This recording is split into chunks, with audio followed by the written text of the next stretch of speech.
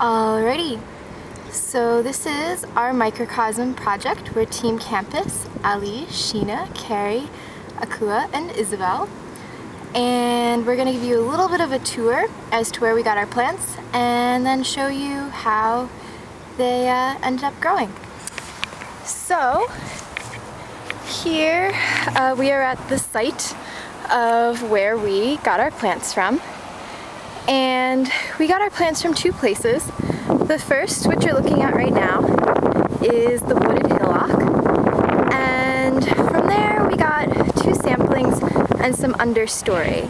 I don't know if you can see this, but kind of underneath the trees there's a thin layer of growth on the outer edge, which we thought was suitable for the sunny conditions of the greenhouse as opposed to some plants that you might find in the interior. The next place that we got plants from was this hillside. If you'll notice, it's near the bridge that leads across to campus, and this is kind of a hillside meadow. And we're actually going to explore this a little further. You see some of the plants surviving that were seeding at the time, and we took those seeds and ended up planting them to have more plants in without having the surface area requirements breached. As you follow down, you'll see that most of this is grasses and different things like that, and a lot of it's dormant for the winter months. But if you go over to the back, you'll see that there's a lot of low-lying plants. Like here, if we take a little bit of this brush away, you can see that underneath it we have some vine species, some wild strawberry, and a few other plants. You can see there's a big clump of these vines over here.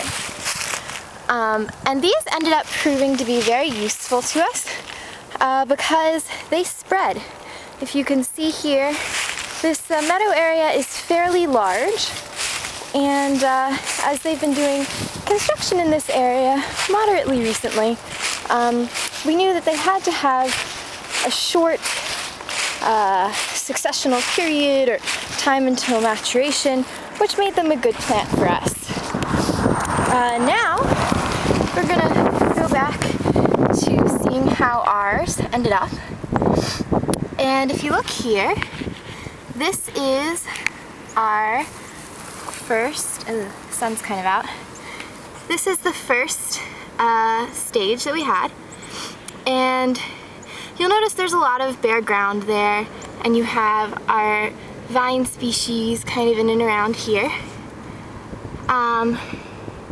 In the next picture, we still have, let me see if I can get this any, maybe that works a little better. We still have our vine species, and it's also a little flooded because we hadn't really quite figured out this whole watering business yet.